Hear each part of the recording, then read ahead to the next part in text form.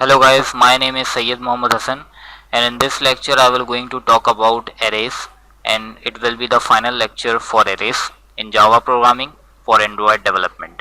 So the lesson objectives for this lecture are, first we will going to understand the quick array initialization. सबसे पहले हम समझेंगे कि हम quick array जो है वो किस तरीके से initialize कर सकते हैं, ठीक है ना। इसके बाद हम ये समझेंगे कि array को हम एज अ पैरामीटर किस तरीके से पास कर सकते हैं और किस तरीके से हम रिटर्न कर सकते हैं एरेज को as a values from method, ठीक है। इसके बाद हम पढ़ेंगे कि मेथड्स क्या हैं एरे की क्लास के अंदर, कौन कौन से मेथड्स मौजूद होते हैं। इसके बाद हम एरे ऑफ ऑब्जेक्ट्स का काम समझेंगे कि किस तरह जो है ये इनिशियलाइज हो सकते हैं एरे ऑफ ऑब्जेक्ट, ठीक है। तो ये सारी चीज़ें हम इस लेक्चर के अंदर स्टडी करेंगे। Now structure data in Java additional array information. तो सबसे पहले एरे को हम इनिशियलाइजेशन किस तरीके से कर सकते हैं। तो सबसे पहले आप बेस टाइप बताएंगे एरे की, उसके बाद एरे का नाम बताएंगे आप, फिर हम इज इक्वल टू के बाद पैरेंथेसिस के अंदर वैल्यूज़ बताते हैं जो कि हमें एरे के अंदर इंसर्ट करवानी होती हैं और ये जो वैल्यूज़ होती हैं ये कॉमास से सेपरेट होंगी वन बाय वन करके, ठीक है। मैंने यहाँ पे आपको उसकी एग्जांपल दी हुई है कि मैं एक एरे इनिशियलाइज करवा रहा हूँ जो कि इंटीजर बेस टाइप की एरे है और उसका नाम मैंने नंबर्स रखा है। उसके बाद इसके अंदर जो है मैंने वैल्यूज़ दी हैं, प्रोवाइड की हैं इसको, और वैल्यूज़ जो है वो मैंने कॉमास से सेपरेट की हुई हैं। और आप ये देख सकते हैं कि मैंने इसको, चूँकि ये इंटीजर बेस टाइप का एरे बना रहा हूँ तो इसके अंदर मैंने इंटीजर नंबर्स जो हैं वो इसको एज अ वैल्यू इस्तेमाल किया है, ठीक है। और यहाँ पे मैंने इसी की रिप्रेजेंटेशन आपको दिखाई है ग्राफिकल तरीके से, जो कि हम कंसिडर करते हैं एरे को विजुलाइज करने के लिए in a pattern of row in column. तो यहाँ पे आप देख सकते हैं कि रॉज में मैंने वैल्यूज़ शो की हैं और कॉलम्स में मैंने इसके इंडेक्स बताए हुए हैं, ठीक है ना। मुख्तलिफ इंडेक्सेस होते हैं हर एलिमेंट्स के जो कि एरे के अंदर मौजूद होते हैं और ये प्रीवियस लेक्चर में ही मैं आपको बता चुका हूँ, ठीक है। तो यहाँ पे एक बात जो है वो बहुत इंपॉर्टेंट है नोट डाउन करने की कि जब हमें ये बात पता हो कि हम एरे के अंदर कितने एलिमेंट्स इंक्लूड करेंगे। मिसाल के तौर पर यहाँ पे मैंने एग्जांपल दी हुई है कि an array to hold the number of days in each month और an array to hold the names of the days of the week. यानी अगर मैं आपसे ये पूछूँ कि मुझे एक एरे बनानी है जिसके अंदर मैं डेज ऑफ द वीक के नाम को स्टोर करूंगा, तो आप मुझे ये फौरन से बता देंगे कि इसके अंदर टोटल कितने नाम स्टोर हो पाएंगे, क्योंकि टोटल कितने नाम होते हैं डेज के, 7 नाम होते हैं, Sunday, Monday, Tuesday, Wednesday, Thursday, Friday and Saturday, तो 7 नेम्स होते हैं ना। तो इसी तरीके से एलिमेंट्स कितने स्टोर होंगे एरे के अंदर, 7 होंगे। तो जब हमें ये बात पता हो कि हमारे एरे के अंदर कितने एलिमेंट्स स्टोर होने हैं तो हम ये प्रोसीजर जो है ये इस्तेमाल करेंगे, ठीक है ना। तो इसमें हमें साइज ऑफ द एरे बताने की ज़रूरत नहीं होती है। क्यों?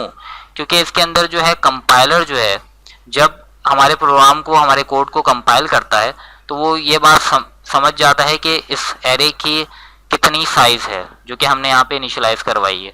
और वो किसको देख के समझता है? इन वैल्यूज़ को देख के समझता है। वो इन वैल्यूज़ को क्या करता है? काउंट करता है और काउंट करने के बाद वो इस एरे की साइज को आइडेंटिफाई कर लेता है। कौन करता है? कंपाइलर करता है, जब हमारा कोड वो कंपाइल करता है, ठीक है। तो ये बात जो है बहुत इंपॉर्टेंट है जो कि आपको अपने जहन में रखनी है। इसके बाद हम एरे को एज अ पैरामीटर्स किस तरीके से डिक्लेयर कर सकते हैं। इसकी जो डिक्लेरेशन है वो बिल्कुल सिमिलर होती है जैसे कि हम कोई आम एरे का वेरिएबल डिक्लेयर करते हैं। जैसे कि मैंने यहाँ पे आपको इसका सिंटेक्स बताया है, public static type method name.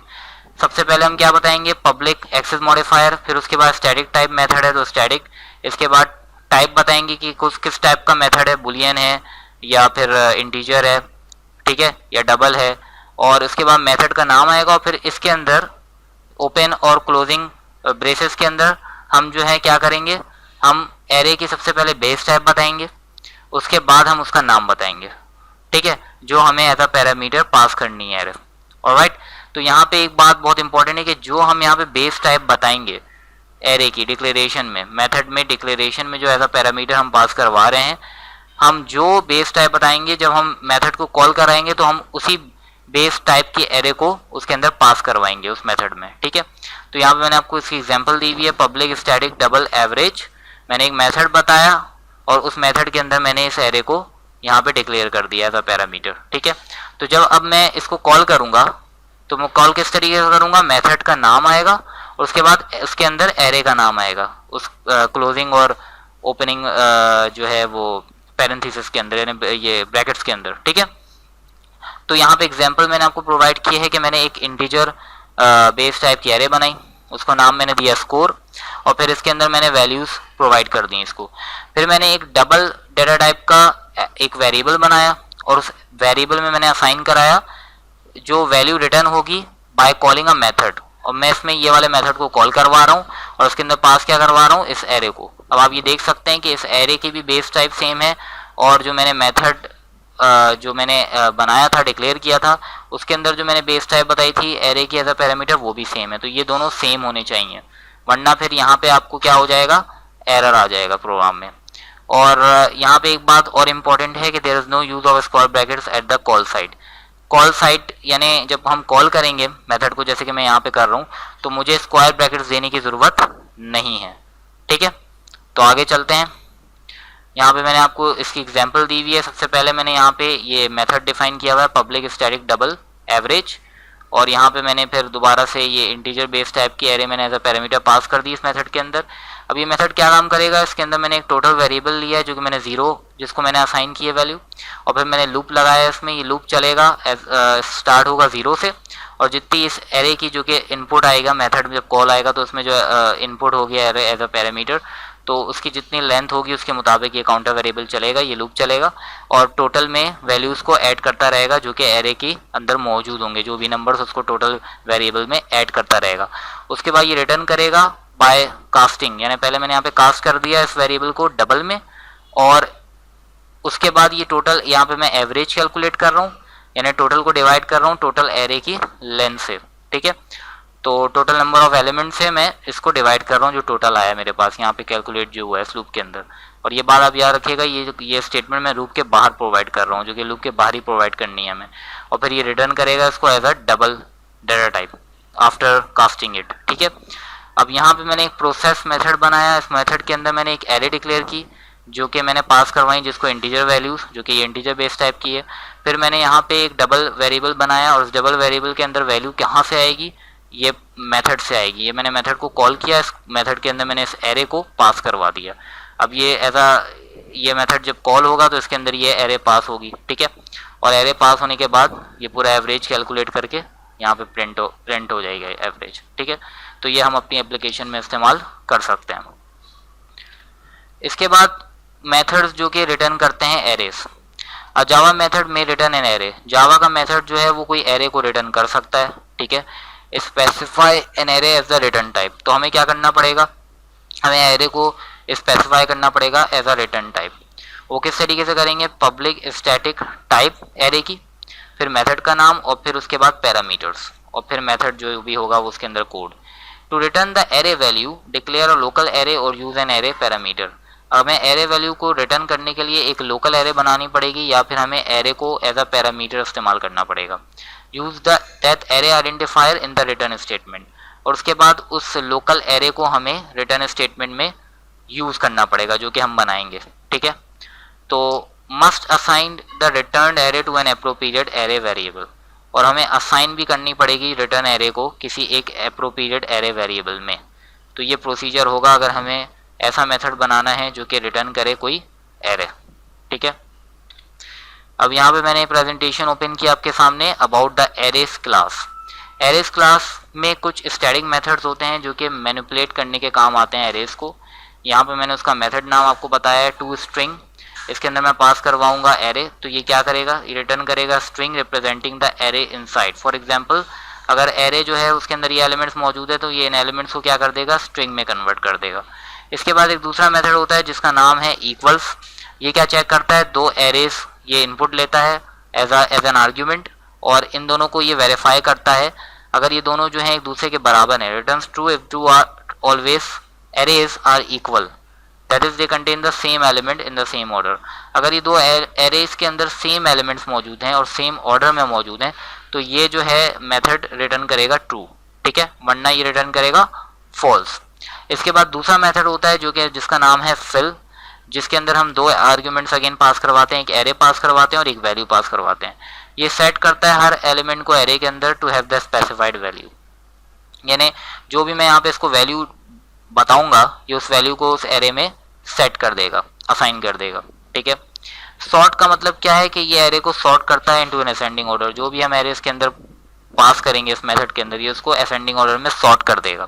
फिर एक मेथड होता है बाइनरी सर्च, ठीक है। बाइनरी सर्च जो है उसके अंदर हम दो आर्ग्यूमेंट पास करवाते हैं, एक एरे और एक वैल्यू। ये रिटर्न करता है the index of the given value in an array, यानी जो भी वैल्यू हमने यहाँ पे प्रोवाइड किया अगर वो वैल्यू जो है इस एरे के अंदर मौजूद होगी तो ये मेथड जो है ये उसका हमें इंडेक्स प्रोवाइड कर देगा, और अगर वो वैल्यू मौजूद नहीं होगी तो ये हमें कोई नेगेटिव नंबर प्रोवाइड करेगा, ठीक है। और एरे जो है वो सॉर्टेड होनी चाहिए, इसकी शर्त ये है, यानी इसकी एक कंडीशन है कि एरे जो हम इसके अंदर प्रोवाइड करें वो सॉर्टेड होनी चाहिए, ठीक है। और यहाँ पे एक बात बहुत इंपॉर्टेंट है कि हमें इंपोर्ट करनी पड़ेगी अपने प्रोग्राम के अंदर इन मेथड्स को इस्तेमाल करने के लिए java.util package to access the class.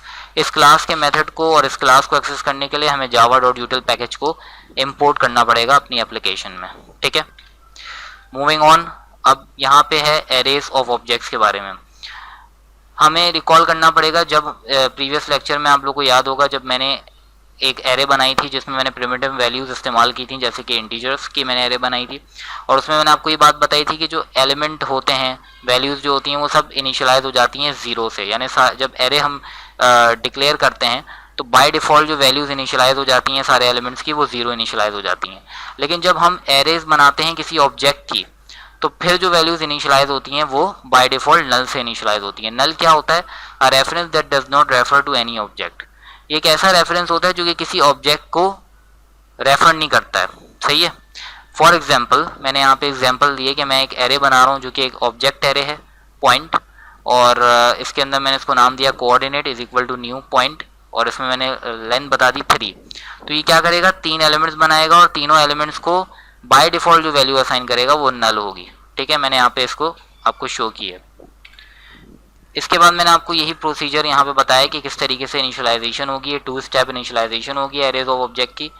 Arrays of object require 2 step initialization. सबसे पहले क्या होता है? एरे बनती है जहाँ पे हर एलिमेंट जो है वो नल असाइन हो जाता है, ठीक है, इनिशियली। और उसके बाद एक ऑब्जेक्ट बनता है हर एलिमेंट के एरे के हर एलिमेंट के लिए, ठीक है।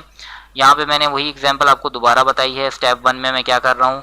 एक एरे बना रहा हूँ, ठीक है, और सारे एलिमेंट क्या हो जाएंगे? पहले नल असाइन हो जाएंगे। उसके बाद मैंने एक फॉर लूप डिफाइन किया।